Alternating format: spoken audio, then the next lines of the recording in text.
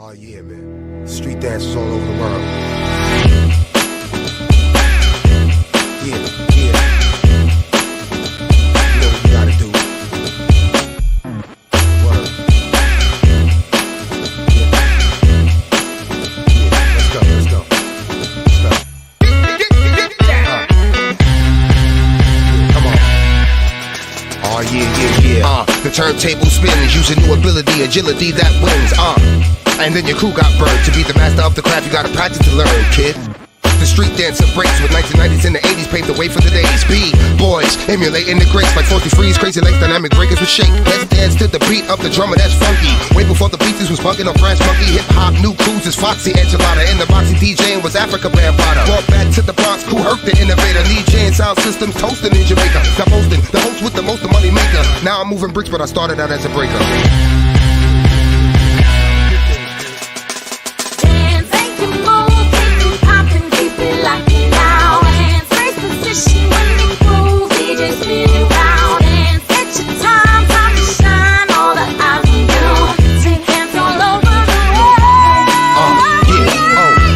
The turntable spins, brothers cautious, listening to Bob James Dauntless, and of course James Brown, funky drummer the sound in the summer, before you saw the hustler in the Hummer. Yeah, and a few years later Melly Mel changed up his gear and switched the game up. The gangs of New York ceased banging for beat, once the whole 5 girls break dancing up in the street. Yeah, the turntable spins, the DJ and MC coincide like twins. The crowd grins cause they know what they came to hear. It's important what you wear, uniform in the fresh gear. Hip hop was visible and heard by many. A backdrop or a mural in the park with graffiti. Dancers, rappers, original, not phony men. Windbreaker jackets, knee pads on linoleum. Dance, make it move, keep it poppin', keep it locked down. And first position, when they groove, DJ spinning round. And it's your time, time to shine. All the eyes on you, see dance all over the world.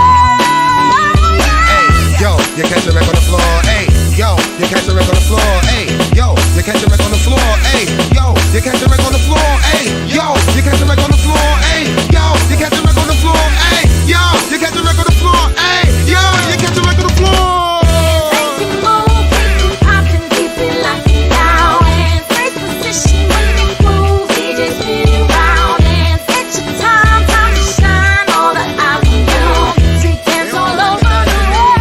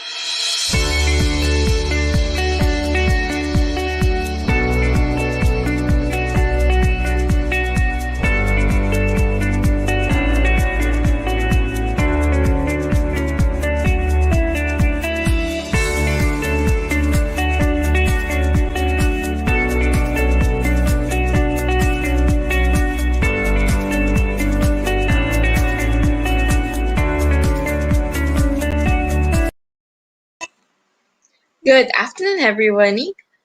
Welcome to jobs20.com's Marketing Me. We are live at Sorsogon State College. So this afternoon, we are so lucky to be joined by speakers from different companies, and to officially start our session for today, may we invite everybody for a short prayer.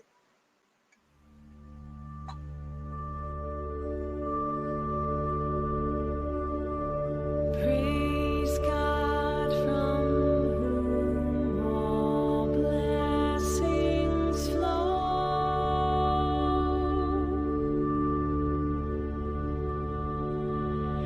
Praise Him, all creatures here below.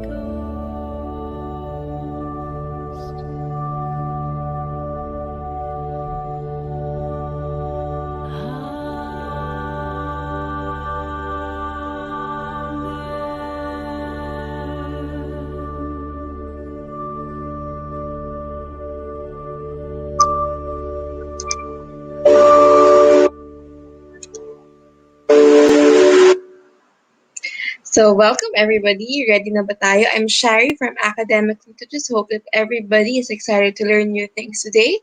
So, I'll be today's host, and to officially open our session this afternoon, may we invite Dr. Minerva Hubilia, Director for Student Affairs and Service Office for the Sorsogon State College.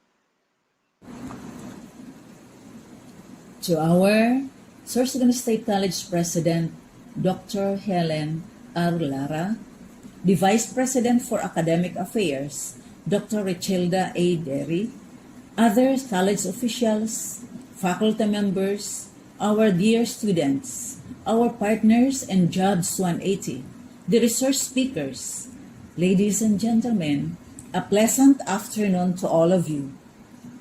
It is my pleasure to welcome each and every one of you in this Marketing Me virtual career fair. This is the second wave of Jobs 180. This activity is initiated by the SSC Placement Services Office to help reach out our job seekers of SSC graduates and soon to graduate this school year. This is very timely in this time of pandemic where all of us are experiencing dilemma in our day-to-day lives. However, life must go on to succeed. To our graduates and graduating students, this second wave Marketing Me will focus on the writing an application letter, working in the government and in the private sector. We hope, our dear job seekers, that you will value this activity to gain more insights, to develop the knowledge, skills, attitudes, and habits as an opportunity to experience for a successful career. In the name of the Sorsogon State College family, we welcome you all.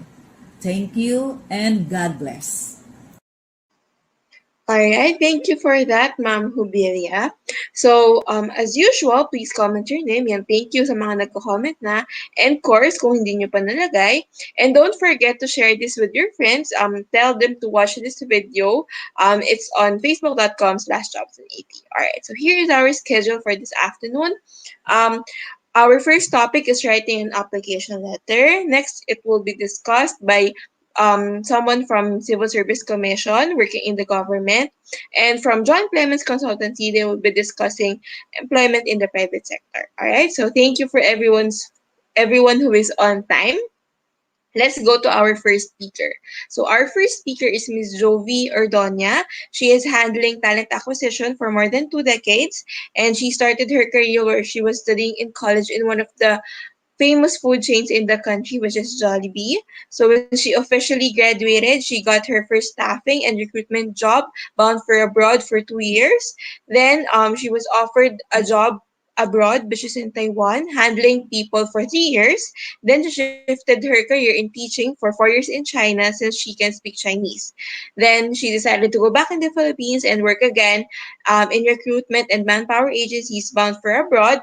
Then in 2012, onwards, she became a recruitment specialist in semiconductor industry up to the present where she found the job very fulfilling, and every time she plays a candidate to his or her new role. So what keeps her going and motivated is her family, especially her 4 years old son. Ayan. So Miss Jovi, if you're here na po, please join our stream po. Hi ma'am, kahit audio lang po ma'am. Hi, Hi, ma'am. Ayun. Jovi. Okay, Can ma'am. you Good hear me? afternoon. Yes, ma'am. I can hear you Good loud and clear po. afternoon. So, so from this point on, ma'am, our tech person will put in the slides po, and then you just give the cue to them po. All right? So can we try Okay. putting up the screen po?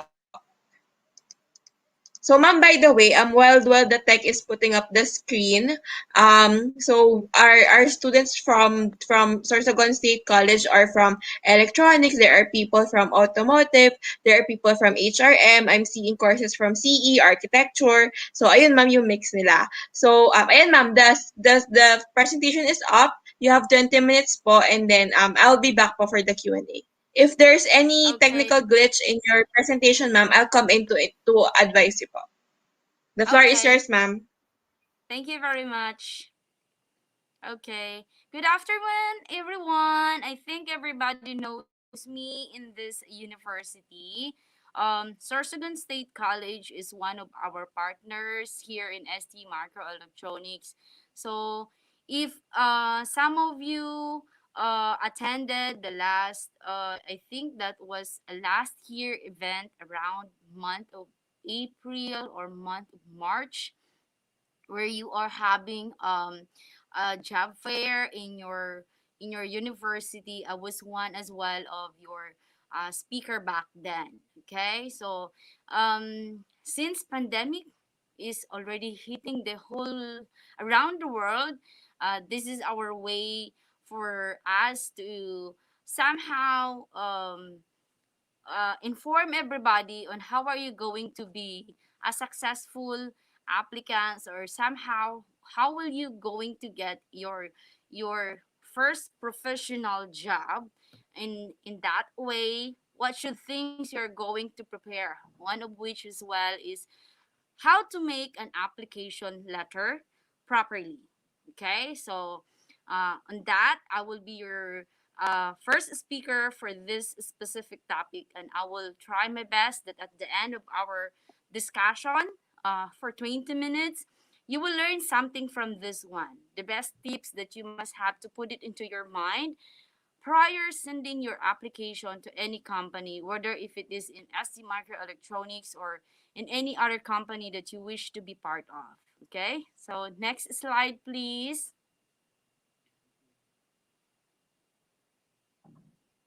Next slides. Yan. Okay. So, please bear with me because I'm using my phone and I have my laptop on in front of me. It's just because of the technical.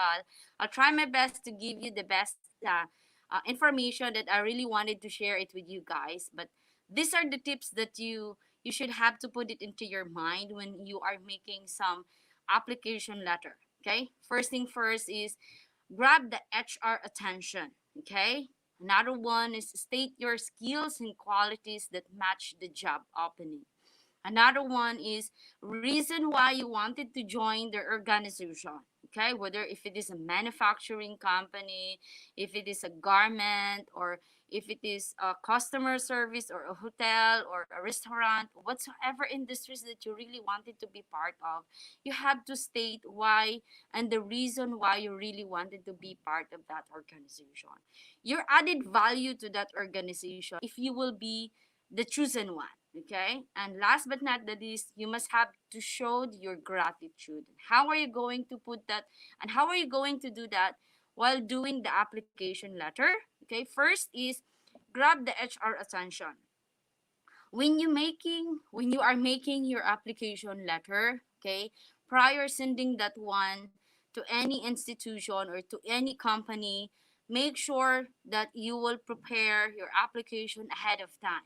Okay, know first what is the name of the talent acquisition, handling the recruitment or handling all the hirings in that company. Okay, do not copy paste your application letter that you have sent to other company.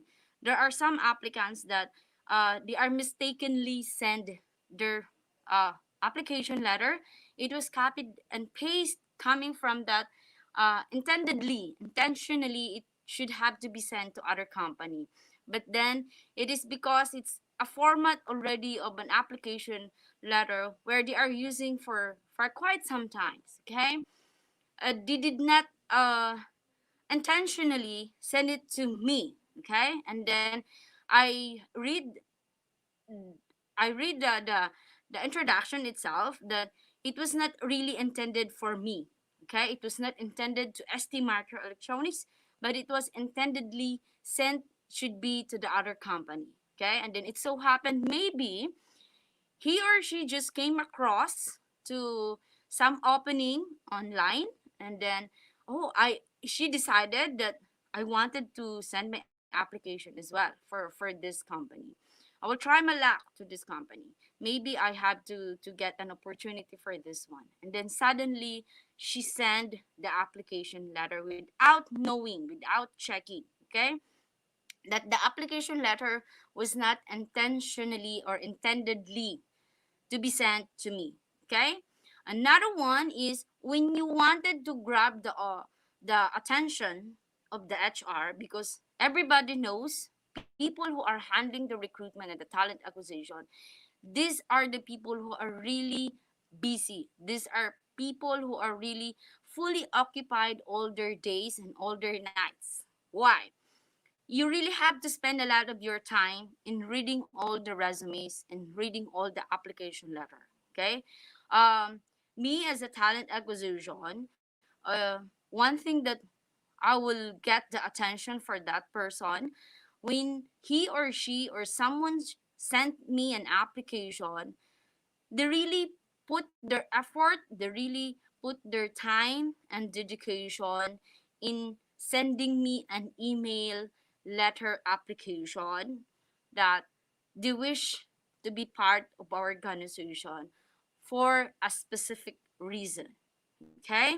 In that way, from the very first line of letter, I can see it already. Okay? I can feel it already that this application really intentionally wanted to be part of organization. This is not the kind of applicants that it's like a frog that hop and hop until he will get his luck. Okay? Let's move to the next one, which is state your skills and qualities that match the job opening. When you are making your application letter, do not make it or a copyrighted with your resume or your CV. Okay, uh, you can do it like um, the summarization of your resume. Okay, you can automatically inform them that based on your job requirements posted in LinkedIn or posted in Facebook page or whatever is the platform they are using. I do believe that based on the skills that I gained, okay, while I was studying, I gained these skills, okay, that you are looking for.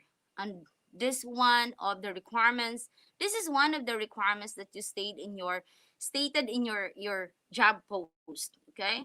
So I know very much that based on this requirements, I am very much capable. I know how to manage to perform these requirements and this job posting. So you must have to specifically inform them that what kind of skills that you have compare with the rest of the applicants. The basic programming, or if you are some engineering graduates, the basic mechanical strategies that is being used right now in the manufacturing company, or somehow even if you're a fresh graduate, you are an IE or industrial engineering graduate, yet you already spent your time uh, taking a time enrolling on an online class, like taking the yellow belt or the green belt, something like this. It's an added skills for an industrial engineering course graduate that actually we are looking for. Somehow, this kind of skills that we can say you are the highly adaptable fresh graduates applicant. Okay. Other than that is, if you are talking about the skills, uh how good are you in terms of using a computer? Okay. How many minutes you can type if you are applying some administrative job? Okay. If you are a graduate of an office management, you wanted to be part in a clerical job or secretarial job, you must have to state what kind of skills do you have, what kind of skills that you can offer for that specific company. Okay, aside from a typing a number, comparing with the minutes, how many minutes per hour, something like that one, how many words I mean per minute per word, or how many minutes per word per minute or per hour you can create it, what kind of skills for the administrative job that you can do, like doing some filing, what kind of filing that you are capable of, automation, what kind of automation training you have done before. Have you experienced doing an electronics filing? So you have to state also that kind of skills. Why you must have to state your skills in doing an application letter? It's very important. Why? uh, it can easily catch the attention of the HR as well, because uh, when you have this kind of special skills that is being required for a specific open position, they can easily give you an opportunity for an interview. Okay, so that is one step ahead compare with with the other applicants. Okay, you must have to put that one into your mind. That's one thing that is very important. Another one is the reason why you wanted to join this organization.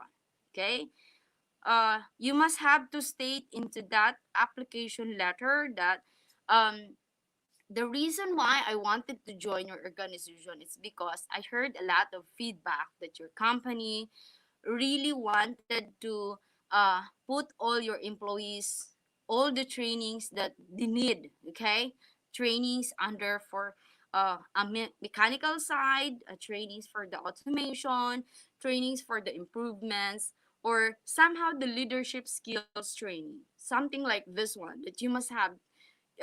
You are looking forward that at the end of the day you are not just only working into this company, but somehow you will improve your learning. Okay, the reason why you are not the reason why you wanted to join in this organization is not only to earn.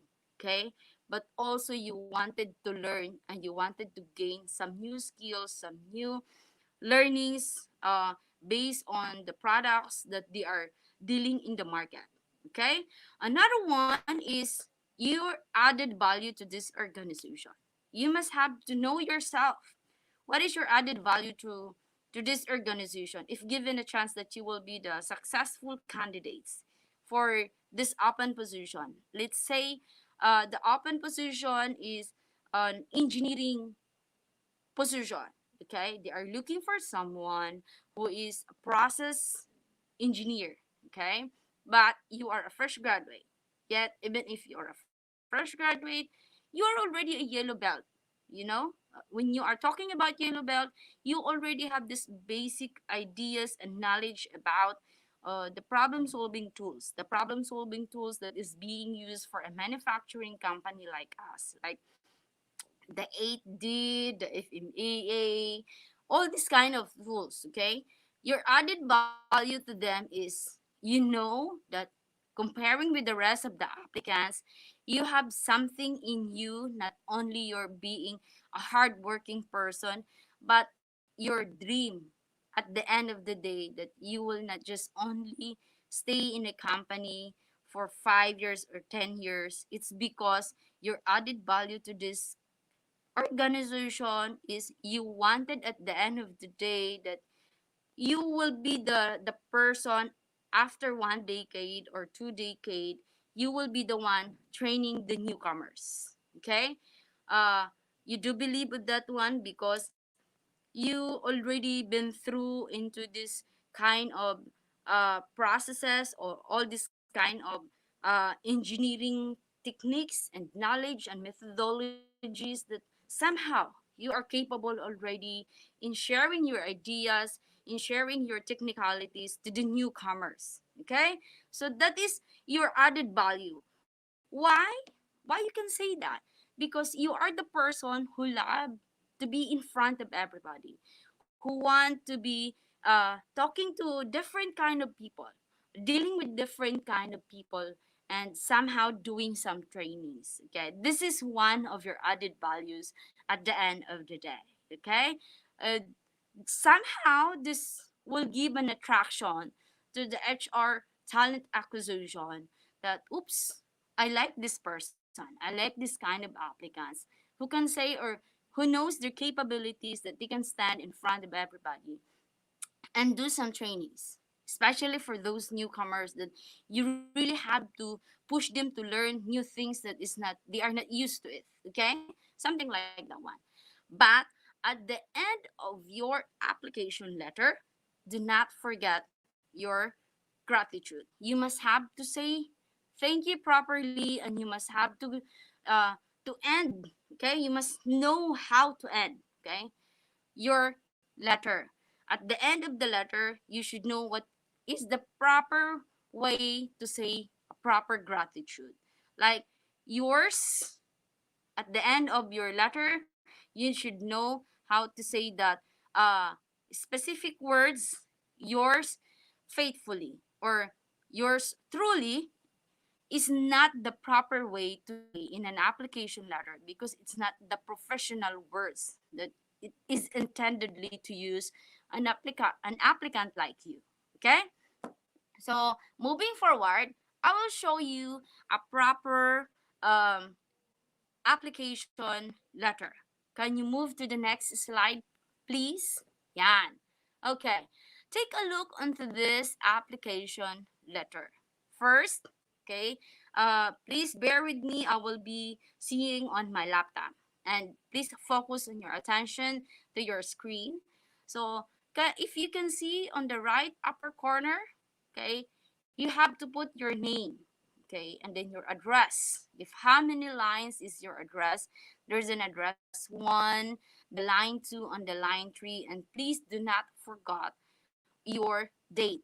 Okay, somehow it can really uh, easily said or can say that this letter is intendedly for you based on the date that it will be stated on your letter. Okay, and then next is you can say, dear sir, madam, because you don't know. If you don't have any idea who is that handling the talent acquisition. But normally, right now, you can easily identify what is the name of that person who is handling the talent acquisition, because when they post an open position over in LinkedIn or over in Facebook, it can easily show the name of that person handling that kind of areas in the HR, which is the recruitment. Okay, but then it's very basic that you must have to address properly to that person. Okay, like you can put it directly, dear Miss Jovi or Donya. Okay, then the HR manager or the HR talent acquisition can say, oh, this letter is really intended for me, it's not intended to uh other company. And I wanted to remind you as well, okay, when you send a letter, please do not include in one letter only all the names of the recruiter. Okay, one email only, and then you put all the letters, I mean the email addresses of all the company, like one company, company 2, company 3, and then just only one email you send it for all. That's very unprofessional. Okay, please do not do that. Do it one by one. Okay, going back, so it says application for, then you have to state what is the position you are applying for.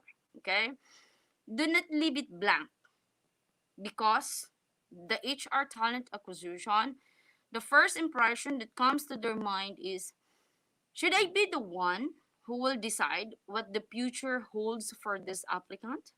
Of course not. Okay, I will not do that.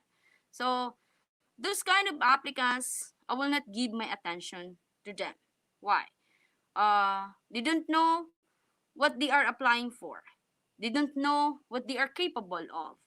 They don't know what they can offer for us. That is why they cannot tell what position they are applying for. Okay, so I will not waste my time anymore.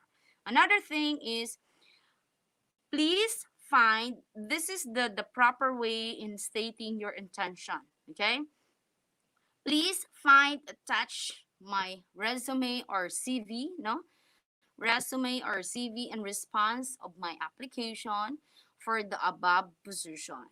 Okay, since you mentioned already what position you are intentionally applied for, where I will have a responsibility for numerous tasks and projects that help the organization achieve its mission and goals. Okay, so this is your somehow way of catching the attention already of the HR recruitment or the talent acquisition by directly addressing the letter to that person. Another one is you specifically inform that person that uh, what kind of position you are aiming and intentionally wanted to be part of that organization. And then I have reviewed the job description. Okay, this is a very big word when when you state into your letter that I have reviewed the job description, meaning you fully understand what is the job opening, what is the requirement. Okay, um, I already reviewed the job description in detail. Okay, and the skills, qualities, and experience I possess that are a match for the role include. Meaning, when you read the job post, you believe that your skills and your experience is matched to these requirements. That is why you intentionally apply for this one. Okay? And then you can state all the skills that you have, that it can be adaptable or it can help somehow based on the requirements that they are looking for. Okay? And then moving towards going down, I am applying to work for your company because okay, this is your reason already. Okay? Why you wanted to join the company. Okay? This is the reason already. I am applying to work for your company because you have your own product. Okay? Meaning this company is dealing their own products in the industry. Okay? That evolves in the fast-paced environment, and you have impressive track records and achievements in the industry, and I believe that in the this is the place where I can stay working at for a long period of time. Okay, so i- given with this track record and reputation of the company, and uh, it's already you've been heard already for a lot of the reviews online.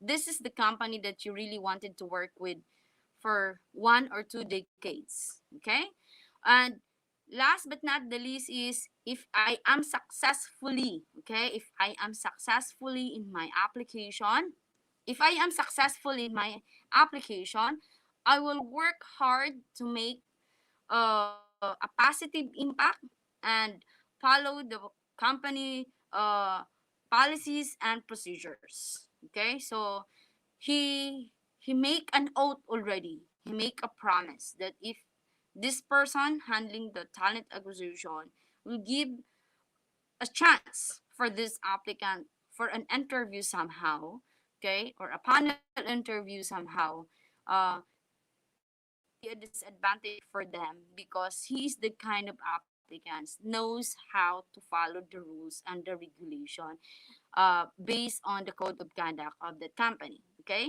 Last but not the least is how you show your gratitude. Yours faithfully and insert your name. Okay. When you insert your name, make sure it's a full name. Do not put your nickname. Okay. Then last, put your active number. Okay. The number that you must have to indicate here is the number that you are using. Please do not share a number that is being used by your mother or being used by your cousins or being used by your girlfriend or your boyfriend when the talent acquisition or the recruiter calls that number, and then someone will reply or accept the call and will say, ma'am, sir, would you mind to please give me at least 10 minutes or 5 minutes? I will just pass the phone to my cousins because he just indicate my number in his application. Okay, but then it turns out that you have your own number. So that is very unprofessional. Do not indicate any numbers that you did not own. Okay? Another one is please indicate an email address where it is inactive and you can still open that email address. Okay? So that ends my application letter. Please move to the next slide. Yan. Okay. Please notice to that sample of an attracted application letter. Okay. There is one applicant versus one applicant. Okay. That one applicant sent me an email attaching the resume, but there's no words saying of anything. Okay. As in, there's no subject at all. It's just purely a resume. And I received just only like that one. There's no hi, there's no hello. I'm an applicant. Can you check my resume? What you can offer for me? As in, no words, even a single words. No. Comparing to the other one, which is there's a subject. Okay, applying for technician, and then he said, "Good day, ma'am," meaning he knows that the person who is handling the recruitment is a lady. Okay? I have attached my resume for your review and would like the chance to speak with you sometimes. Okay? But this kind of words is like, bahala ka na, it's up to you kung bibigyan mo ako ng chance o hindi. So, parang, uh, it's not an attractive words. It's not a big word that they are using. It could not easily give an intention to the talent acquisition or the recruiter to give an effort to open your resume or give you a chance. Okay, for any open position for that technician position. Okay, and then I can be reached anytime via email. Okay, and then he give his email at the same time the cell phone number, and then best regards is okay. The word best regards is okay to use in an application letter when you are applying, but it's not actually a proper showing gratitude at the end of the letter, because when you are using a best regards, make sure that you knew it already. You knew the person that you are talking to. Okay, and then applicants. Okay, and that's it. That's only my tip for your making an application letter. From this point, you should know what is the do's and what is the don't in making your application letter. Okay? Next slide, please. And let's move now to our question and answer portion. If you do have any inquiries with me, feel free to ask any question with me. Thank you for that, Miss Jovi. Ayan. Ma'am, we have a question here from Sir Jello Nunez. What if ma'am my Go skill ahead. is limited? What if ma'am my skill is limited to my course, automotive, but I have attended some business training? Is it okay to put that in my application letter? Yeah, it is actually. You must have to be honest when you are writing your resume. I am very much interested to an applicant when you are telling me honestly, instead of putting all the skills that I am looking for. Yet at the end of the interviews, it turns out that you are just trying to impress me just to get the position. But then at the end of the day, I will pretty know if that person is just trying to impress me or not. All right. So that's the Any answer, other sir. question? We hope we got to help you, Sir Jello. All right. Ma'am, I think my last question is for the vacancies. Well, what vacancies do you have at ST Electronics that they can apply to? Oh, that's a good question. Okay. Um, we are actually on manpower pooling right now for our Q3 hiring. I have an open position for a process, equipment, and sustaining, test sustaining, assembly sustaining, and a system sustaining technician. These are all the technician. I'm looking for someone who has a 2 years experience on the same role in semiconductor industry. Okay, 2 years experience is a must in a semiconductor industry, and a bachelor's degree, graduate industrial technology or engineering courses is qualified. 2 years graduate for becoming a technician in our company is not actually qualified. Why? Because we have the highest paid in terms of the technician level position. I think everybody knows because a lot of the graduates last year and this year, I actually hired them already. I got all most of my OJTs that is under with my OJT coordinator, your OJT coordinator, Miss Lani Berwega. So 95% of the on-the-job training coming from this university, Sorsogon State University, they are actually already our technician employees here. And most of them are already a regular employee.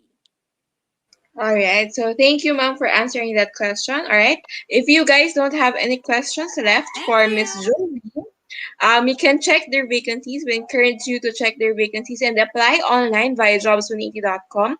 Their career site is jobs180.com/STM. So that's one flashing on your screen right now. So you can visit that page and send your applications there. Miss Jovi, thank you again for being with us this afternoon. We hope to see you again in the next sessions Thank you, for other schools. Thank you, ma'am. ma'am. Have a great day po.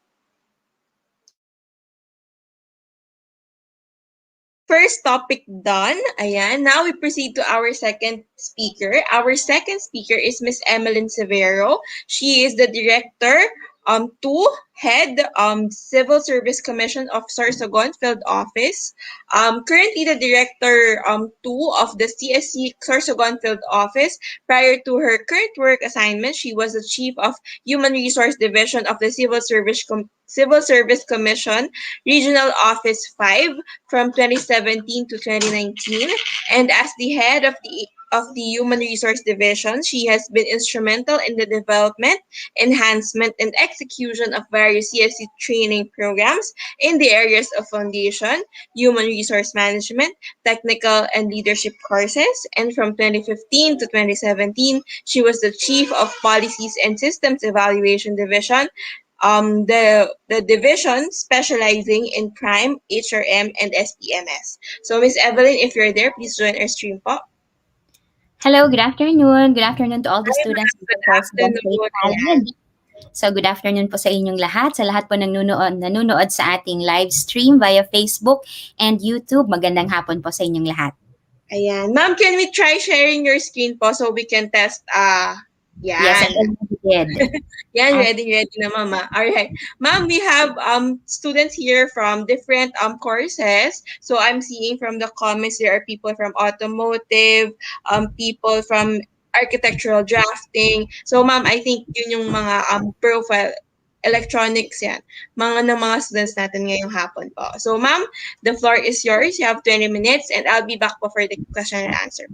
Thank you very much. So once again, magandang hapon po sa inyong lahat. So for this session, I'll be talking about how it is to work in the government and especially paano ba ako makakapag-apply at makakapasok sa government. So I hope some of you, or if not all of you, are interested how to join our workforce in the government. So siguro before I start, I would like to ask yung ating mga audience, our live audience, have you heard or narinig nyo na ba ang Civil Service Commission? So, can I get a letter Y kung yes, and a letter N, or I mean a letter N kung hindi pa in the chat box para po alam ko. Kasi even me, nung college pa ako, saka ko lang nakilala ang aking agency, Civil Service Commission, nung ako'y nagtatrabaho pa. So, I'm really curious if most of you, or if not some of you, have heard of the Civil Service Commission. So I'm seeing a lot of letter Ys.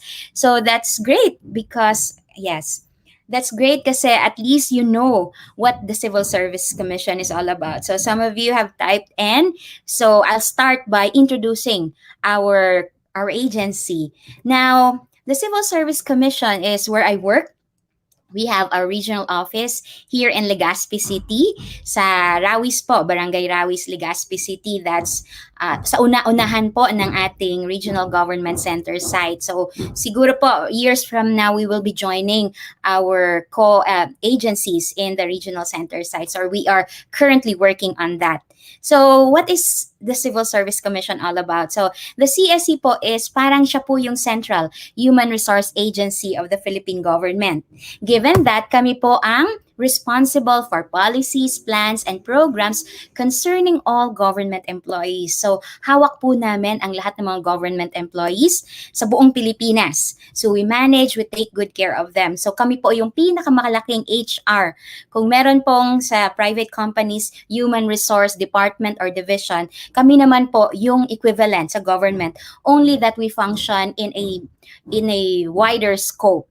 Okay, so again, our general functions, napakarami ng aming mandate, or so ilan lamang po ito, 5 lamang po ang babanggitin ko. So probably yun lamang pong medyo kung saan familiar kayo.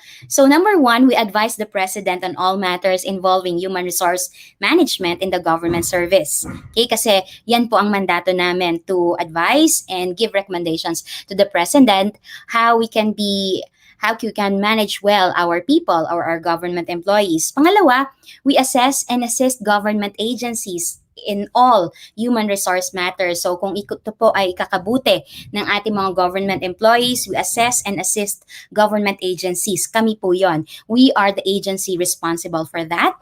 And we hear and decide administrative cases. So kung may mga kaso po ang mga government employees, wag na lamang po yung criminal because that's a different thing. But on administrative cases, we do that. We hear and decide administrative cases. Pang-apat, we control and supervise civil service examinations. So siguro po, yan po yung pagkakaalam ng maraming estudyante, no, that we give civil service examinations. Kami po yung ahensya na yon na we control and supervise civil service examination. And last, we act on appointments in the civil service, which means we see to it na kung sino lamang po yung qualified and competent, sila lamang po ang makakapasok sa government. Now, given that, ano po ba ang isang appointment? Kasi po ito yung binibigay sa mga gustong pumasok sa civil service, sa government service. So as a general rule po, the appointment is based on merit and fitness. Pag sinabi po nating merit and fitness, as far as practicable po, it is determined by competitive examinations. But then again, in some positions, meron pong mga positions tayo na hindi na kailangan pa na makapasa ka sa civil service exam, although limited lamang po yon. But as a general rule, you can only enter government service kapag po passer ka ng isang civil service examination or its equivalent. Okay, so again, generally, no eligibility equals no employment. Yun lamang po. That's why yun pong mga 18 years old and above, we really encourage you to take the civil service examinations para po pagka-graduate nyo, at least you have the license, di ba? You have the professional license or sub-prof license para po, yan po ang isa sa mga passport nyo for you to enter government service.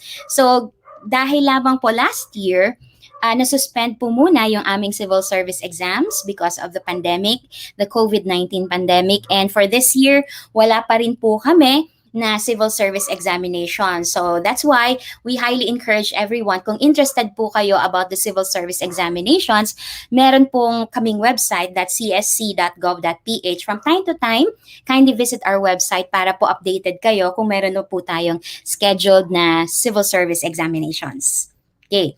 So, ito po yung itsura. So, if you want to be appointed sa government service, you will be given a piece of paper, and this is the document. This is what we call appointment. So, for that appointment, kailangan po, bago ka ma-issuehan nito, you have to satisfy a lot of requirements. So, isa lamang po yung civil service na eligibility. So, tingnan natin para at least guided kayo na, I want to work in the government but I don't know how. Paano nga ba? So, of course, dapat, unang-una, there should be a job vacancy first before you can enter into government service. And, of course, the next question na itatanong mo sa sarili mo, given kung meron nga tayong bakante na position in the government, the qualified ba ako? So that's the next question that you're going to answer. Qualified ba ako? Ano ba yung hinahanap ng civil service or this particular government agency? So tingnan natin isa-isa. So generally, hindi ka po ma-appoint if hindi mo mamimit yung qualification standards of the position.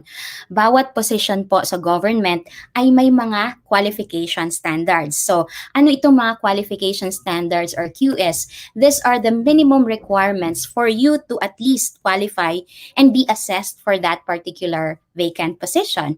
Na ito po yung EETE. Anong ibig sabihin nun? You have to qualify in 4 of this. All 4. Kasi kung kulang ka sa isa, hindi po yun pwede. Although there are cases na pwede for as long as walang iba na nagko-qualify. But I will not discuss that. But basically, dapat po mag-qualify kayo sa 4 na ito na parameters. The first is education. Bawat position po nagre-require ng either bachelor's degree relevant to the job. Meron namang mga positions na very specific yung mga bachelor's degree na sinasabi. It could be, ang sinasabi is BS Tourism or BS Information Technology. Meron po mga positions na ganon. So, dapat po alam natin kung ano yung mga educational requirements for that particular vacant position. Pangalawa, you need to satisfy if meron nga bang experience requirement. Now, some vacant positions have experience requirement of 1 year, 2 years, pero meron naman pong nakalagay sa iba, yung mga entry positions namin, we have none na requirement. So, titingnan nyo lamang po yon. And the T stands for training. We express training in terms of the number of training hours. So, may mga positions na 4 hours training, 4 hours relevant training, merong 8 hours, may 16 hours, may 40 hours, merong 120 hours. It depends on the position, on the requirements of the position. So, titingnan nyo po yon. Now, question. Yun po bang na-attendan ko na training while I am still a student? Pwede na ba yun? Pwede ko ba yun magamit? Basically, hindi po pwede because that's part of your educational requirement.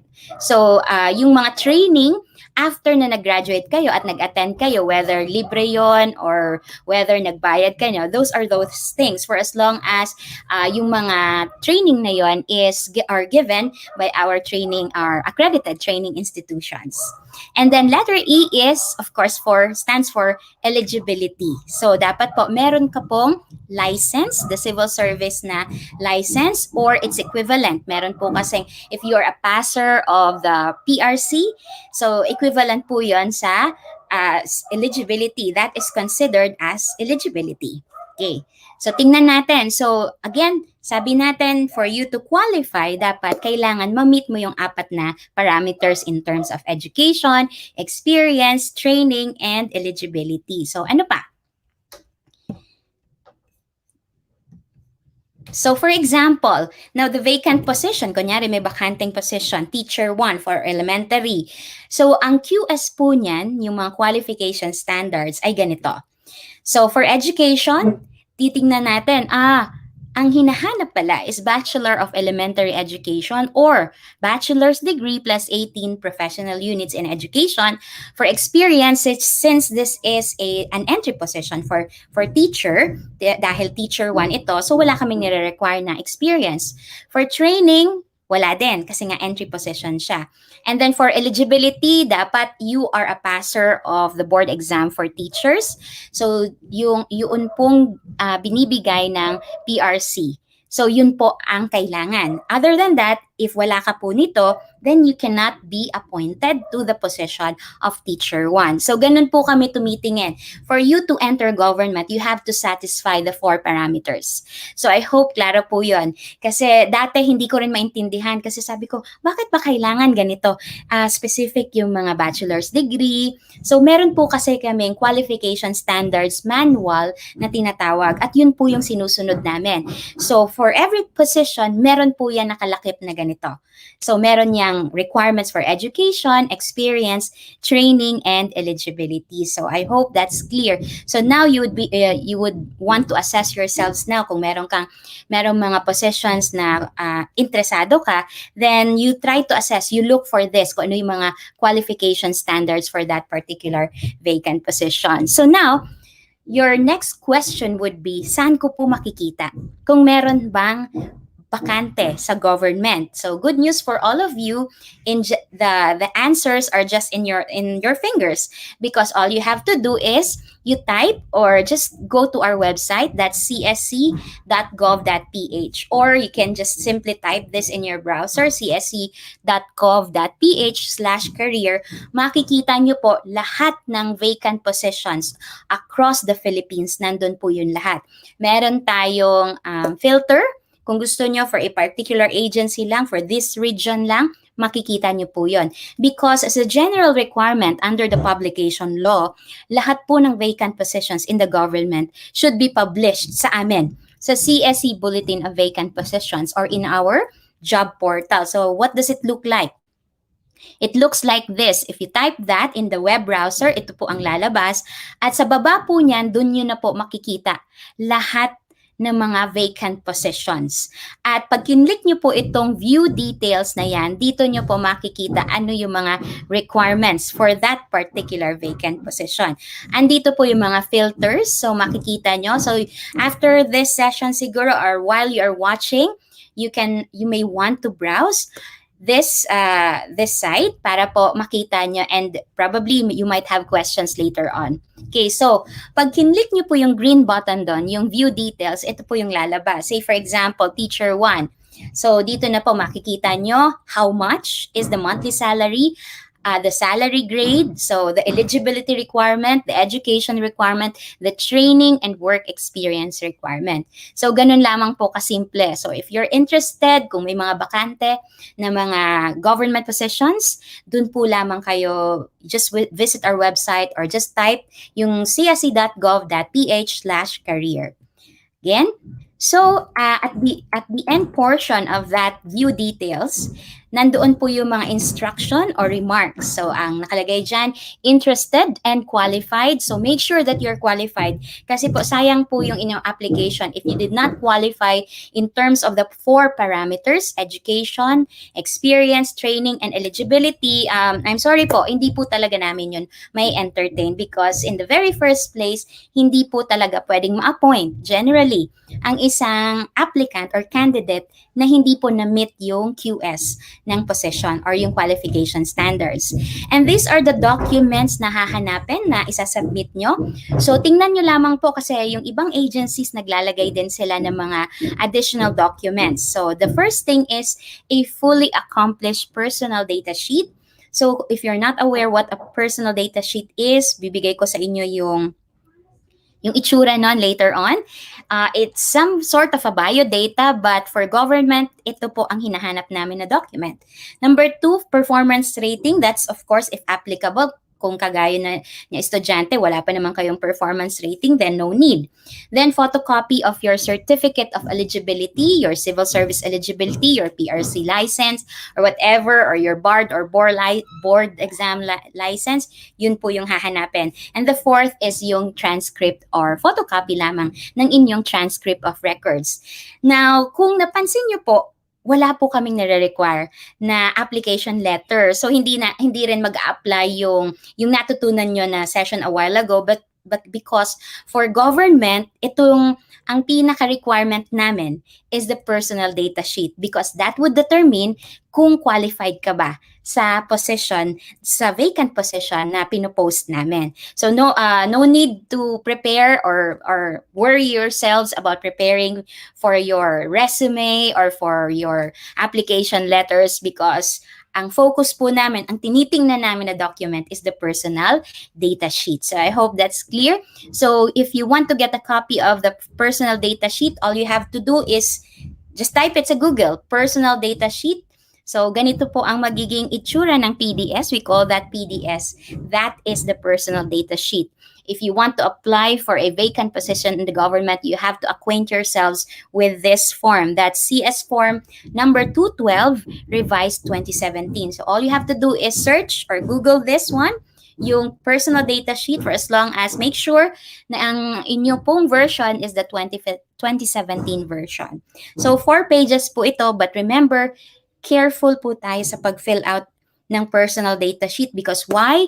Because the moment that you lie something about yourselves or anything, so you might perjure yourself. So meron po kasi doon na you oath or you subscribe and you swear na all things na dineclare mo dyan ay true. So kung nag-lie ka or you've written anong tawag doon, just so na gusto mong mag-qualify, wala ka naman talaga na hindi naman nag-qualify. So, nilagay-lagay mo lang. So, be very careful because you might be charged with perjury. So, you have to fill this out as honestly as possible. So, yun lang po ang ating disclaimer when you fill out the personal data sheet kasi ito po yung hahanapin namin. We will not be looking much more into the application letter or the resume na colorful or hindi po namin yun, wala po yung bearing. Ang bearing po, ang titingnan namin is yung laman ng inyong 4 pages na personal data sheet. Kung kulang po yung 4 pages, pwede you can attach additional sheets to support yung kakulangan doon sa mga entries kasi limited lang yung iba na entries. Then the next question now, alam mo na magsasubmit ka ng personal data sheet, am I eligible? So yun ang tatanungin mo. In terms of eligibility, so meron ba akong mga license, civil service or career service or civil service eligibility? So basically, yun pong may mga asterisk na nakalagay, these are the eligibilities requiring written exam, no? Or siguro meron kaming mga walk-in computerized but we don't still have the online. Wala pa po yun. We are currently working on that. I hope within the year or probably in the next year or in the next 2 years. But we have the paper and pencil tests. Yun pong may mga asterisk, yun po yung may mga exam or examination. So we have the career service sub-professional, we have the CS or career service professional, we have RA 1080 or yung mga board or bar examinations conducted by the PRC. And here, kung kayo po ay honor graduate, kung kayo ay with Latin honors, you can, di ba, apply for a civil service eligibility. So, hindi po automatic yun. Hindi naman porke na nag-graduate ako with Latin honors, cum laude, summa, or magna, automatic meron na kagad ko na eligibility. But you can apply. So, meron po kaming requirements for you to apply kasi that is equivalent to a professional, which means if you have a professional eligibility, most of the positions ay eligible ka. Kasi pag sub-prof lang, meron pong limited lang yung scopes niya for first level positions, mostly mga clerical positions. But if you want more or applicable siya sa lahat, mostly ng mga positions, then you must have a professional na license or eligibility. Then we have barangay official eligibility for those na naka-finish ng term as a barangay official or a sanggunian member, SK president, you may apply for that particular eligibility. So, hindi ko na iisa-isahin pa yung mga other na eligibilities. Ito po yung most common and applicable po sa inyo as students or graduating students. So, yun pong mga candidates for Latin honors, good luck kasi you apply for a civil service eligibility sa amin pong regional office or visit our website, no, csc.gov.ph for the requirements. So for example, gusto ko kasing iklaro na bawat position sa government may unique na QS or qualification standards. For example, the position is Information System Analyst 2. Again, ano yung 4 na parameters? EETE, that's education, eligibility, or experience, training, and eligibility. So here, makikita natin na iba-iba po ang requirements per position. For this one, yung teacher one, kailangan board passer ka ng licensure exam for teachers. But in here, we need a civil service eligibility, or if not, kung meron ka na pong PRC license for your 4-year course, let's say teacher ka, or let's say engineer ka, just like me, So, you are now a bearer of a second level eligibility. So, kung meron mang bakante na Information System Analyst 2, nag-qualify na kagad ako in terms of eligibility. But in terms of education, titingnan natin, bachelor's degree relevant to the job. I will not dwell on how we determine the relevancy kasi meron po tayong job description. Doon natin imamatch yung inyong bachelor's degree.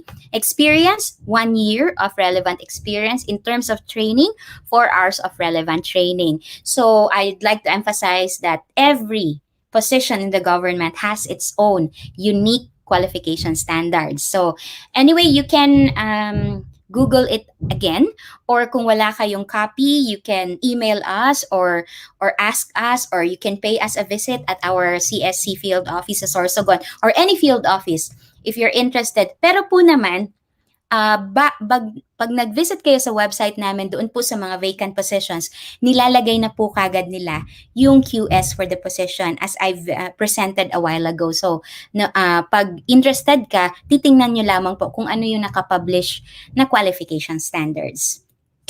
In terms of work experience, now siguro po ang gusto ko lang i-emphasize is dahil ako, kunyari kayo ay interested, so usually magka-qualify lang kayo for entry positions. But still, kung meron po kayong volunteer work on a full-time basis, you can use that as relevant work experience. We honor that.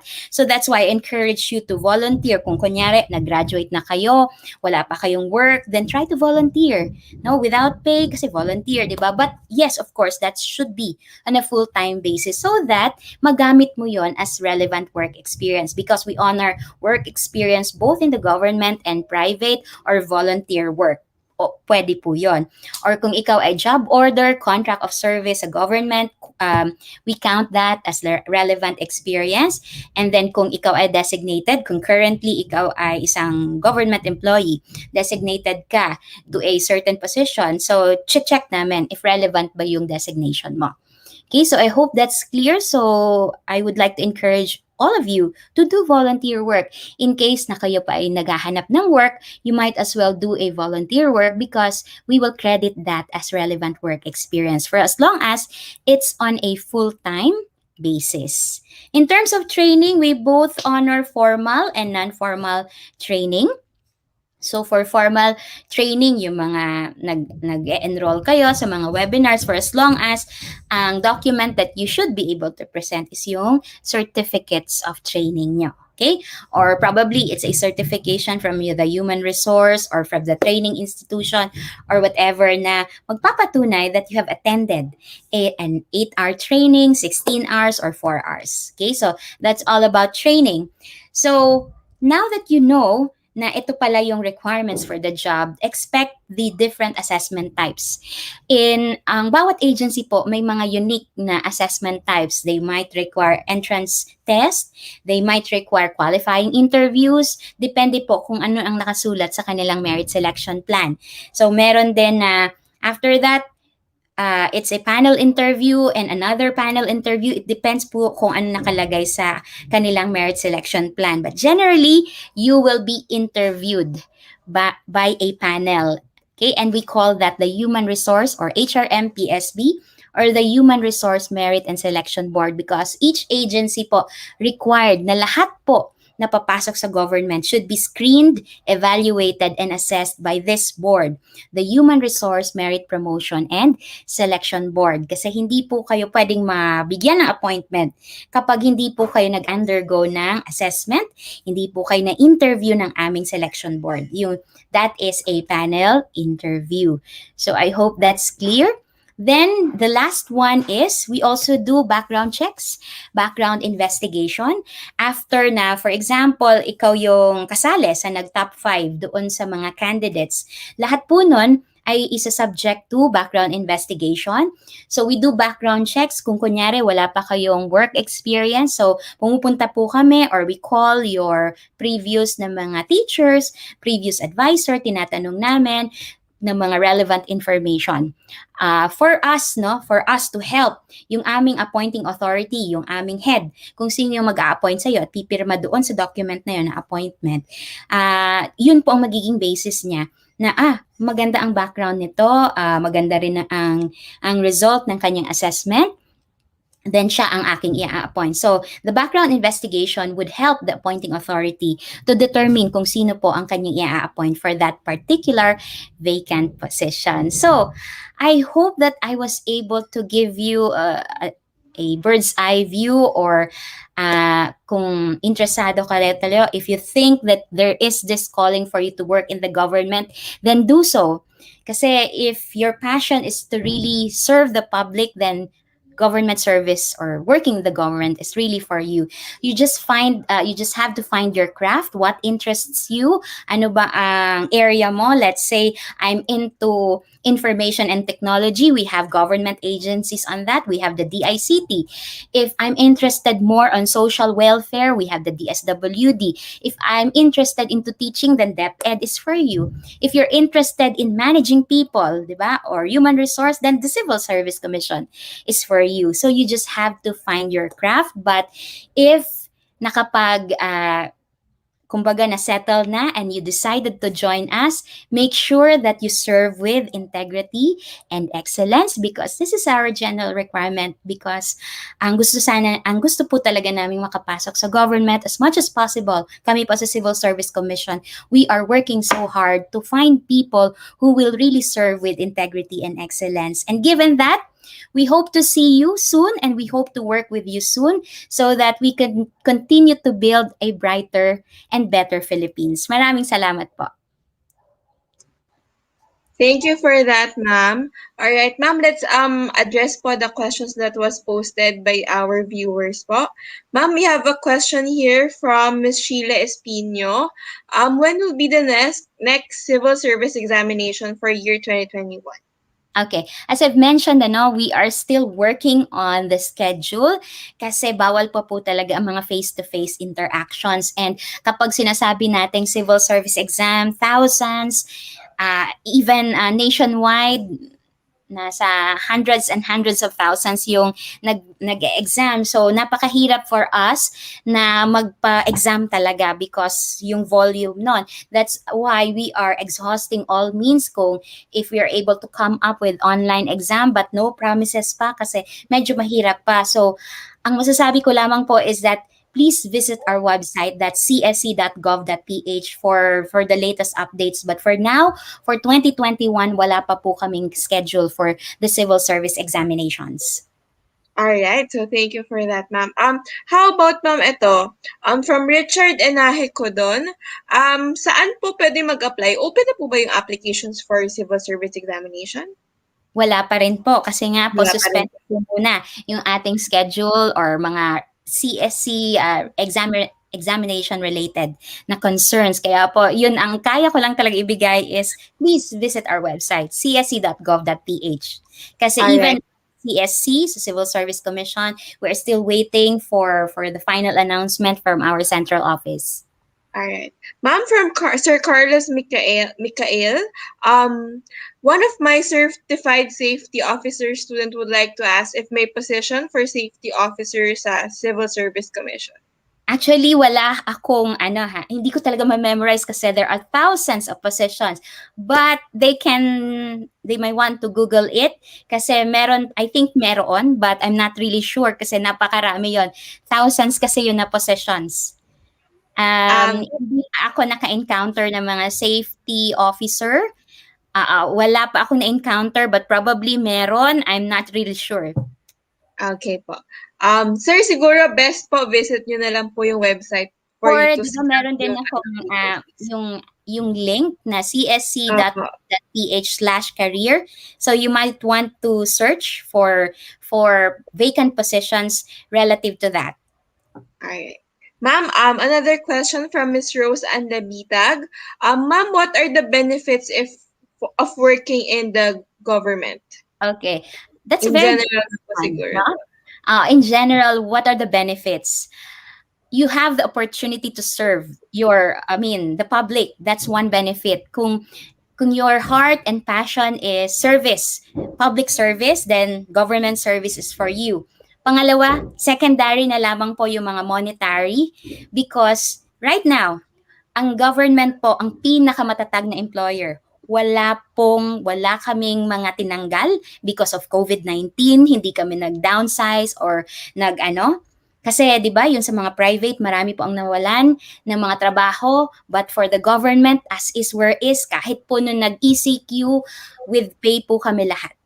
Okay, so that's one of the benefits. It's the most stable na trabaho if you're going to ask me, and there are a lot of opportunities, but mostly if we want to make a difference in our clients in the public, then government services for you. Alright, sige sir. Ay, sige ma'am. Thank you po. Thank you po for that. Alright, so guys, please visit csc.gov/career for the vacant positions. That's the one you can see in your screen right now. Ma'am, we hope to see you again po in the next sessions, maybe in the future po. We hope we can invite you again po, ma'am, so we can tell our viewers kung ano po yung benefits and ano po yung mga privileges when working for our government po. So thank you for that for this afternoon, ma'am. We learned a lot from you po and we hope to see you again. Thank you very much and hope to see you again. Thank you, Miss Emmy. Stay safe po. Good afternoon. Ayan. So, thank you for that, guys. Thank you for going through our second topic. Now let's move on to our third topic. Our third topic will be discussed by Sir Dennis Pabelico. He is the senior supervising consultant for John Clements Consultancy. Sir Dennis is a graduate of De La Salle University with a degree in commerce, major in management of financial institutions. A few months after he graduated, he was employed by PCI Bank, now BDO, where he joined branch operations. While employed, he enrolled with Ateneo Graduate School of Business, taking up his MBA program, where he goes to school in the evenings. After 4 years in the bank, he then joined the pharmaceutical industry as a medical representative, and later in his career, he was promoted to district sales manager of Abbott International. During his long stint in this industry, he was assigned in the Bicol region, Mindanao, and South Luzon. So lastly, he decided to shift career and move to John Clements, where he is presently employed. He handled school engagements as he started his career in John Clements, and presently he is with business development. His personal interests include biking, traveling, and yoga. So, Sir Dennis, if you're there, please join our stream. Hi, Sir Dennis. Hello. Good Hi. afternoon po. Nice to see you again. Good afternoon. Ayan. Good afternoon. Sir, can we test sharing your screen po? Okay. Ayan, sir. There So you I can go. see you're loud and clear naman, sir. So if there will be technical glitches, I will be back po in the screen and advise you. So for now, sir, you have 20 minutes to do your talk. So I'll be back po for the Q&A. The floor is Okay. yours, sir. Okay. So good afternoon, Sorsogon State College. So it's a pleasure to be your guest speaker for the private sector. Incidentally, my love for Bicol has been really tremendous because as I was introduced, I was assigned here before in the pharma industry. So I stayed really quite long here. I was based in Naga, and I go over the entire Bicol region to Camarines Norte, to Albay, Sorsogon, and also to Masbate and also Virac. And then after a few, my stint with the Bicol region was quite long. And then I went to Mindanao. But later I found out that sales has been a part of me. So I decided to shift career to learn different things. So right now I'm with HR and with John Clements. And knowing that my background was in the Bicol region, I was assigned again in the Bicol region to handle the schools. So basically, I've been talking to a lot in the school sector, in the school industry, and but unfortunately for Sorsogon, I was not really able to really go there. It was quite far. The farthest that I have been in contact with was with Bicol University, that's in Albay. But that's the reason why I accepted this talk, just to really get back to where I came from. I started my career with John Clements here in the Bicol region. So just to start with, maybe most of you doesn't know what John Clements is. It's a private company, okay? And John Clements is a recruitment company too. So we have various clients, no? And we work with these clients to make sure that we fill up all those requirements that they have. So for example, if one company like a BPO company or a bank, they have openings, they go to us, and we are the ones filling in the position. And you know where I get the talents? I get the talents here in Bicol region because I found out that the schools here are really good, no? From Ateneo de Naga, Bicol University, Sorsogon State, and all others that I have encountered. And these talents are really good, and they have already earned their spot with us. That's the reason why I always go back here to really get talents and to bring them to Manila with our multinational companies. So many of those that we have already hired are in a better position right now. They are right now. Others are managers. Others are we have improved the quality of life of their family because private companies pays well. They have good benefits. But yeah, to begin with, I'll just promote a shameless promo lang with our with excuse me for that because this is just a quick thing on how we would like to promote our company so you would know what our company is all about. Okay, so John Clements is the name, no? So basically, our company, yeah, wait. Okay, there you go. So we have a lot of verticals, no? So we have divisions that are entirely different because they need a little, in the Dole, we have to have different licenses because we deal with different kinds of clients. Like, for example, I belong to professional staffers and we hire fresh graduates to middle managers. Okay. Now, knowing this, most of the industries that are open right now during the pandemic are the BPO industries. And they are the ones that are sustainable right now. They are the ones that survive. And they're the ones are, even if a lot of companies closed and retrenched a lot of employees, the BPO companies are continuously expanding. Okay. Now, the hotel business, the restaurant business, these are the businesses that are quite affected. That's why there is a retrenchment going on in these industries. But these people who belong to the hotel industries, they also shift because of their skills to the BPO industry. So we also have executive search. This division handles the requirements from senior managers to the CEO. So of course, as a fresh graduate, you won't belong here because you're just for an entry level. And then we also have EDI staff builders. Now for EDI staff builders, this is the one that provides employment in other countries. So if you've heard the news, no, in ABS-CBN, we just were featured like 2 weeks ago that we were the ones, our company were the ones who brought the nurses in European countries in Eastern Europe.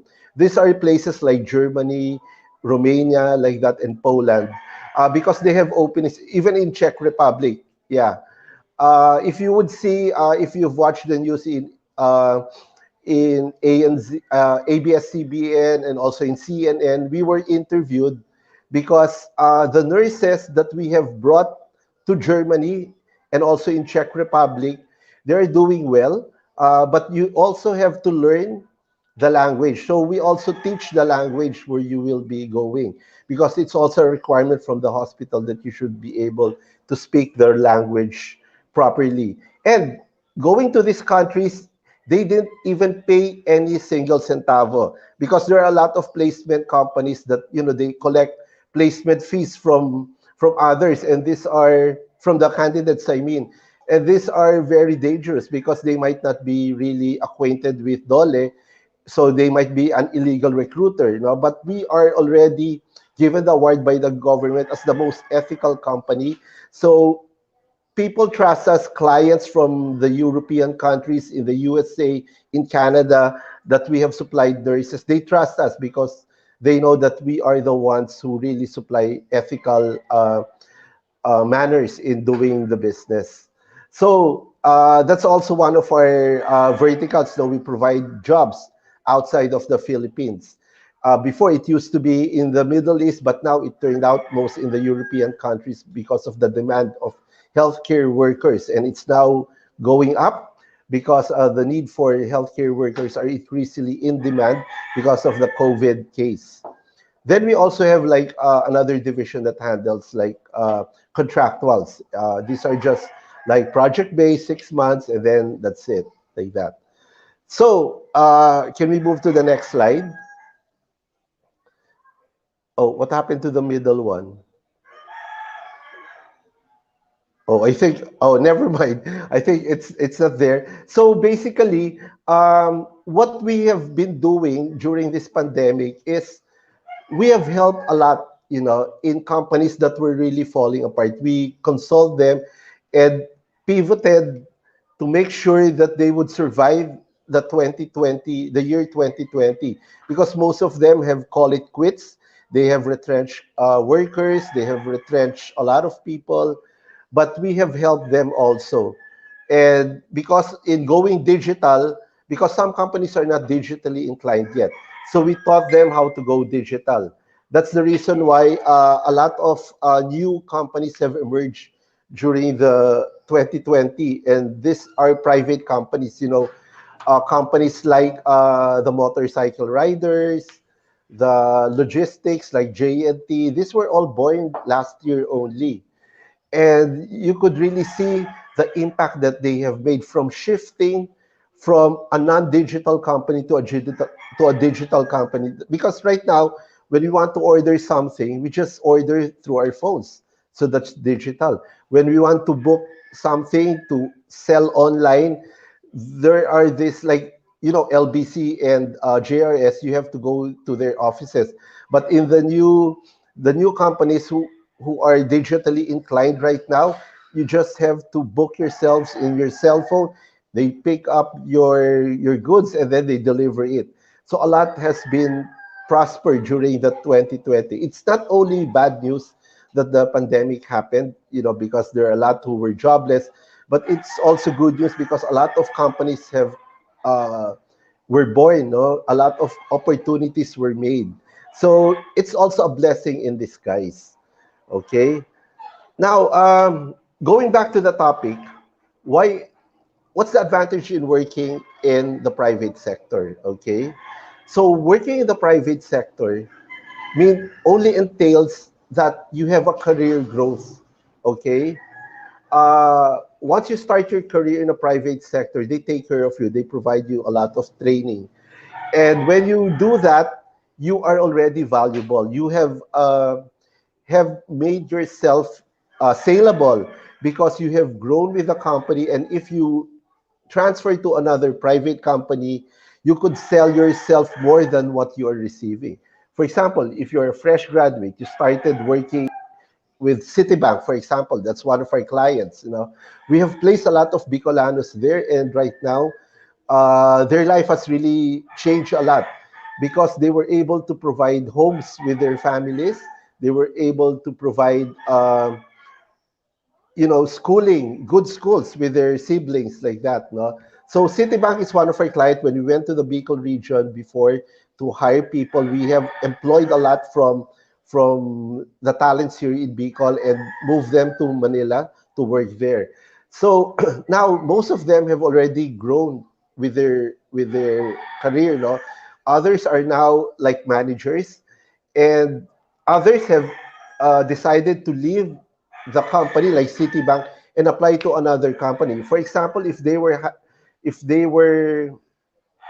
getting a salary of, let's say, 50,000 already, because the starting pay when they started there was 33,000. Imagine a fresh graduate getting 33,000, because that's a private company. And then they move up the corporate ladder. When they left the company, like 2 or 3 years, they were earning like 50 to 60,000 already. Now, if they transfer to another company, they sell themselves, okay, because they have a good training background, a career growth with Citibank, for that matter.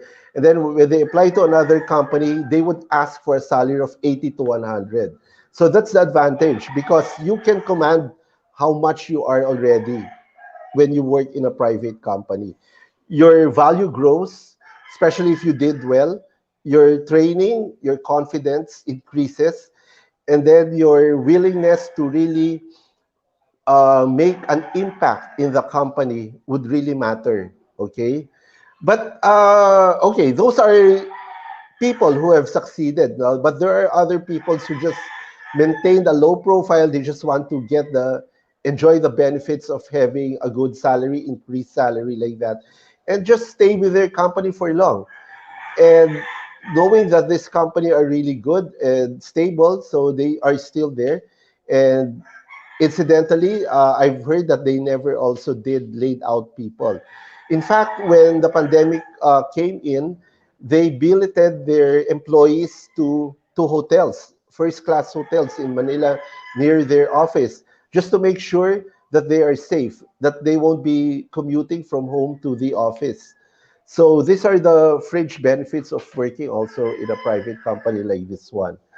And one more thing, I'm not saying working in a government a company is not good, because when I heard the speaker a while ago, it's also for me. I might be also enticed to work in the government in the future, just to contribute well with our country, because we know that what happened in our country right now is a lot. No, our unemployment rate is rising because of the COVID.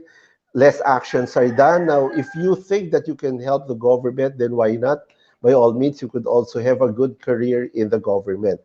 But what I'm saying only here is the opportunities are vast. Even if they say that there are a lot of unemployment going on right now, there are a lot of people being laid off. But come to think of it, there are new companies that have establish themselves. They are also hiring, and a lot of companies are also expanding because of the opportunity for them. When there is a crisis, that is an opportunity, because they see to it that they won't back down. One of our clients, like Mega Global, the makers of Mega Sardines, you would think that they are doing bad, and they might lay out people, but in fact they have really grown well, because the government has made an agreement with them that they will be getting a lot of canned sardines for the ayuda. So they are doing well. So things like that. There, in crisis, there might be an opportunity, there might be a loss, but you have to really be firm and be strong in yourself, that this would only pass, and soon, probably in the next 2 years, we'll see the country, the Philippines, rise again. It's not a far thing to really see, because Filipinos are resilient. They have created opportunities because of this crisis. Now, another thing that I would like to discuss is, because I know all of you will be graduates or graduating soon. No? Now, being a graduate, as mentioned also by the previous speaker, do you think there is also an opportunity for you, especially if you're just a mediocre student like that? No, in the next 5 years, the landscape might change. In fact, now the landscape has changed already. Before, it used to be, it's so fast. Let's look at the telecom first. No, the telecom business, when analog was first introduced, we didn't know that we'll go digital that fast. And now we are into the 4G and 5G of internet, the internet of all things. Uh, Even Kodak, before, I'm sure you have seen your parents use this film photography when there is negative, but all of a sudden, in just 1 year, Kodak really folded up as a company, because they didn't pivot themselves to being digital. So it's important that we have to really act and see where the opportunity will go. Now, like for you, you're graduates already, or soon to be graduates. No, do you think even if you have a course like this, would be appealing to the companies, to the private companies, or to the government? Because right now, what they are looking, the companies, are the skills Gone were the days when they are looking like, where are you from? From LaSalle, Ateneo, UP, like that. But now they don't really look at the schools anymore. They look at the skills. What skills do you have? Can you communicate well in English? Can you have a conversation simultaneously with people in the business sector? Because that develops confidence. I'll give you an example, okay? We have one client before, they were looking for an IT person with a language of this kind, of this sort. Now, we were trying to look at this person, but we can't find that here, on the search that we have been doing. But come to think of it, they have found that person because they went to AMA. AMA is a computer school, okay? And this person was the only person who enrolled in a language that is far different from the others. So siya lang yung kakaibang course, no? IT ang course niya pero yung sub-specialty niya is a different language. Parang hindi siya sikat na language. But this client of ours is in need of that kind of language. So wala silang makita except for that person. This is a fresh graduate only. Napaka-bata lang niya, 19 or 20 lang siya nag-graduate. You know how much the company offered her? She was offered 85,000 right away because of the uniqueness of her skills. Kasi siya lang may alam ng skill na yun eh. Nag-enroll lang siya dun sa course na yun, siya lang yung pumili ng course na yan, yung parang subspecialty. And wala sa mga classmates sa kumuha no, parang 3 or 4 lang sila. And the rest, pare-pareho lang yung course nila. So she was identified with that kind of skills. And she was able to work in a prestigious company. And she was paid very well. So it's important that you also know where you want to work. Kasi when you want to work in a certain industry, you should also prepare yourself for the skill that is needed. Right now, it's digital. Everything is digital na, no? You can learn from the internet. You can study from the internet. You can acquire skills. Even baking, may kilala nga ako, nag-bake na lang siya, wala siyang alam. Natuto na lang siya sa YouTube. Then when she learned about this in YouTube, she practiced what she learned. And now, because she lost her job, now she's, selling cakes and pastries. And the demand were high. Parang sabi nga niya, it surpasses my salary when I was still working. So you see, wala siyang alam sa pagluluto, sa pagbe-bake, but she learned this in the internet and she acquired that skills. So that's what I'm talking about. The skills of you are very important because these skills would bring you to a much better place in the company that you will be working sooner or in the near future. Because pare-pareho kayo, generic kayo, isang course lang kayo. Ano ba yung pagkakaiba niyo sa iba, di ba? You should have a skills that you should develop by yourself. Probably you could enroll in an English online program, to really practice your English and then be working in a call center or BPO in the future. You don't know. And that's the thing that I'm telling you because this kind of skill set or this kind of digital platform can disrupt the normal schools right now. That's why most schools are now going digital also. And, they are teaching the student new set of skills that they would be needing in the near future because that's the demand of the company.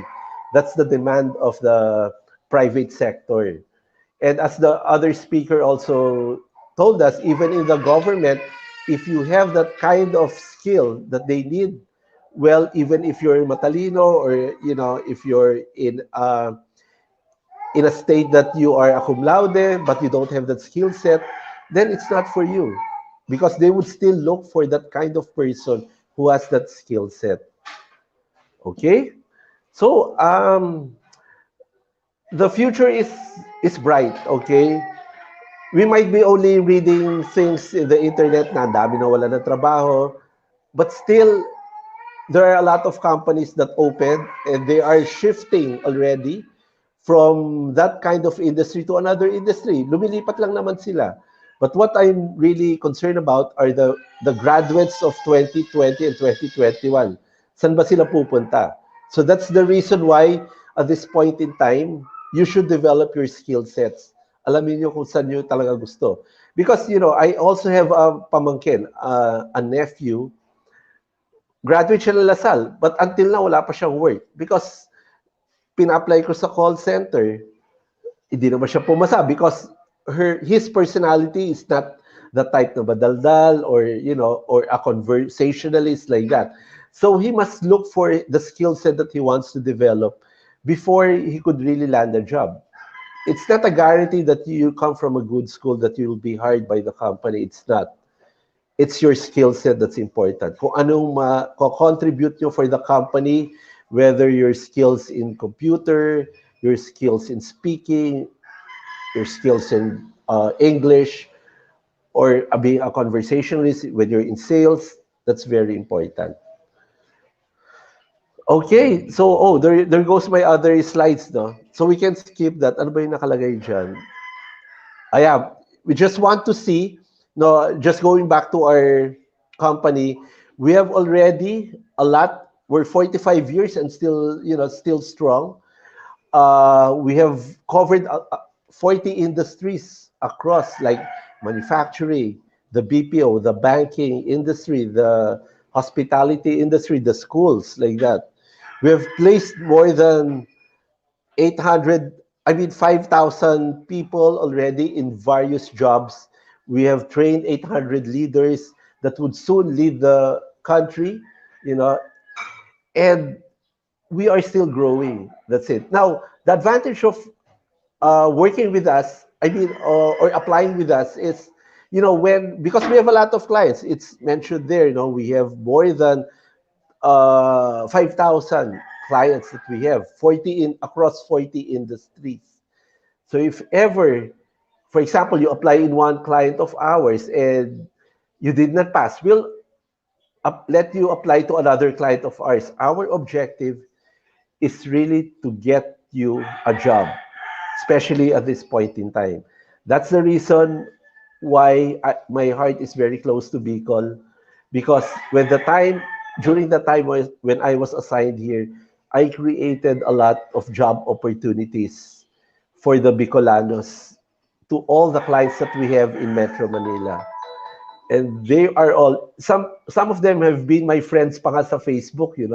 They're still thankful that they met me like that and they applied to us, and then we've given them the good companies that they deserve, like that.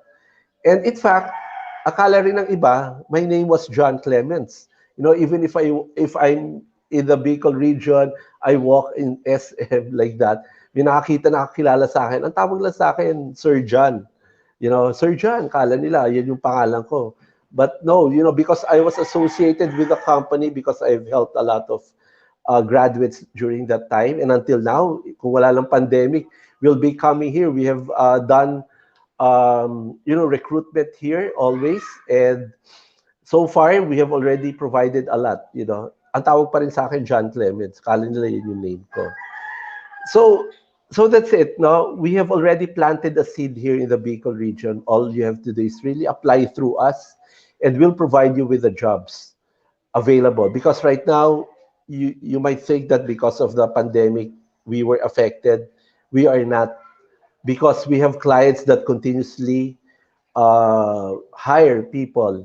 There were a few clients, like in the hospitality that I mentioned, that closed, but still, there are still companies that are new that ask our help to give them the right talent and the right people. So I think that would end my job. That would end my talk. And because of this, I'm truly grateful for this, the team of Jobs 180, bringing me back to those time when I started recruiting here for talents in the Bicol region. We started in a small place, and we became known to the graduates. A lot of schools, I've been their friends, especially yung Mariners. I know the owners. I was given a tour in the one in Rawis, in Legazpi. We have hired a lot of them too. They were employed in our clients that are in the hospitality business before, and I'll truly be grateful because as of now, to tell you honestly, I'm now here in Bicol working from home, because I've made this my second home already. So soon I'll be going to Sorsogon to pay that a visit.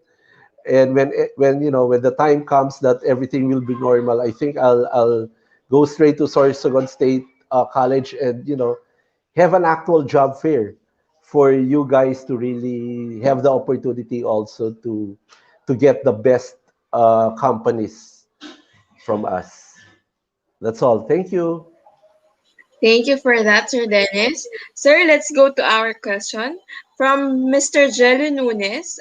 Good day, sir. Are there job vacancies for automotive students or any job that would fit us? Okay. Honestly, for automotive students, I didn't hear any opportunities right now because I could see only based on the reports given, the one that expanding are the motorcycle riders. This could be also full time. They've started their own business. They've earned a lot, but for really automotive, it's not. So what I advise for you, if that's the case, you could also dwell in some other skills that might need you in the future. You should be able to pivot right away. Kung hindi hinahanap yung skills ng pagiging sa automotive, then try to look at other skills that would give you the money. I know Tesla has been offering a lot of courses. Maybe for a time you should look at their website and see what would really fit you, and look at the openings. Where are the openings? Kailangan i-fit nyo lang yung skills niyo with them, so that you'll be assured that once you graduate in this kind of short-term courses, you are equipped with the skills and the company can hire you. All Right now right. kasi ang nakikita ko lang talaga na malakas ngayon because of the pandemic, uh, and it's still booming, are the BPO industries. Yeah, All the right. call So centers. thank Yeah. you for that, sir. Another question from Miss Rose and Navita. Sir, ano pong work from home jobs ang possible available from the private sector para sa mga fresh graduates? That's a good question. There actually most of the clients that we have are offering work from home. These are all call center based. No, of course, what are the skills needed in working in a call center? You should speak well in English. You are a good conversationalist, like that, and you could carry a conversation with the clients that you are speaking with. Basically, yun lang ang mga work from home namin ngayon. But apparently, because our clients are the ones providing the tools, no, the internet, the laptops, the desktops to our candidates. That's why ang requirement talaga is you should be based in Manila, because in any time, if there is a return to work already, then you should be able to report on site na rin kagad. Sayang nga if the work from home would only be national, like even if you're from Sorsogon or Bicol and you're working in Manila, but your work from home status, sana pwede yon. But since they are very careful in providing the tools, because kasi pag ginamit yung mga laptops nyo, it's not secured, no? Pwede yung mga information ng company can be, erased or makuha doon, like that, mahack, like that. That's why they are the ones providing the laptops to their candidates or to their employees para sure na may firewall na hindi sila mahahack, like that.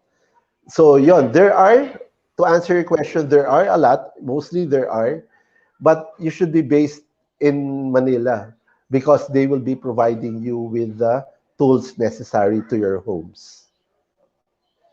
All right. Thank you for that, sir. All right. So, do we have we have questions. Meron pa ba tayong tanong, guys?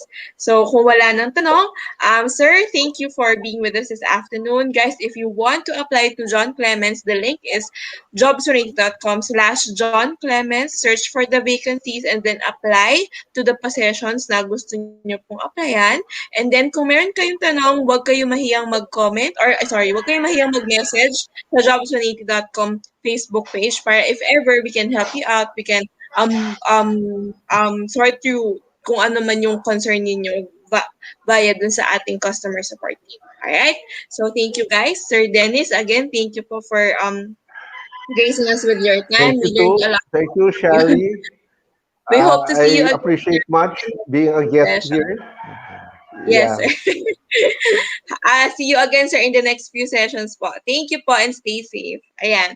So to everyone, so we are done with our 3 topics. So for our last video, show na lang namin yung Jobs 180 video and then yun na lang yung end natin. Okay? So before we do that, before we officially end, I'd like to call on Sir Ninoy Carranza, our GC, Head of Placement Services Office, to give us closing remarks.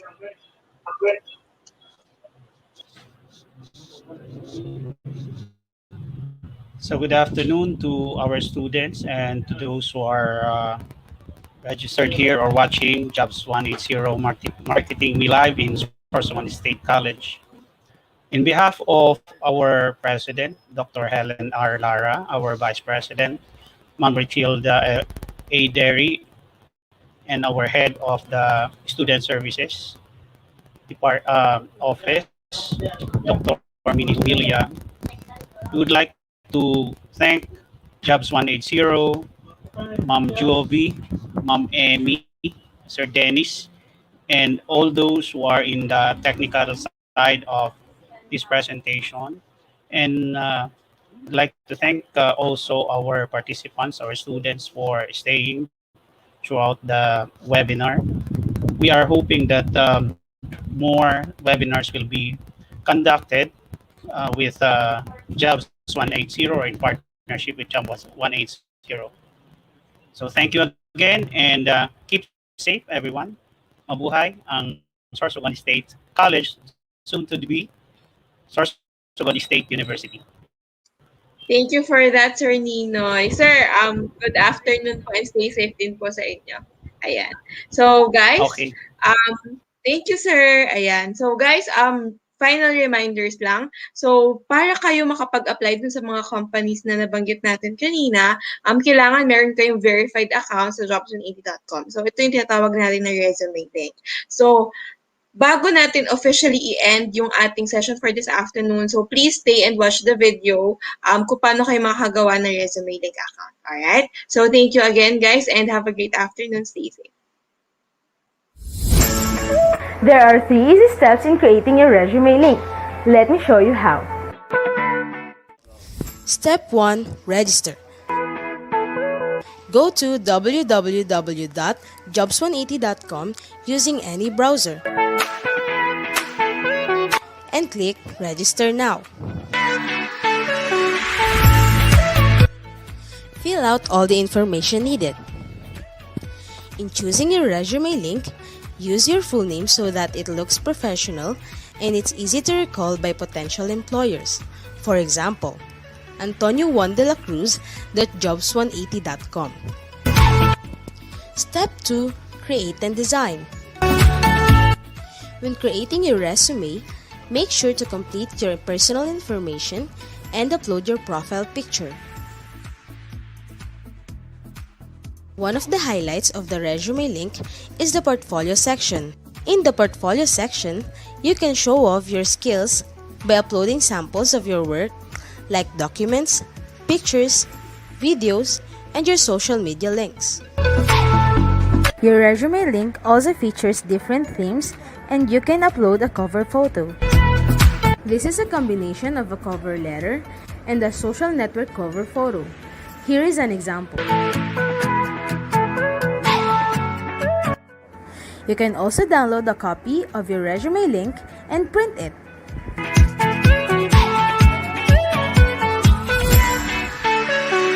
Step 3. Apply for a job. There are many ways to apply with your resume link. First is browsing the job recommendations in your Jobs 180 dashboard. If you're qualified, click Submit Resume Link. So what are you waiting for? Dress up your next generation resume, stand out brightly among the competitive job seekers in the market, and win the heart of your future employers using Resume Link.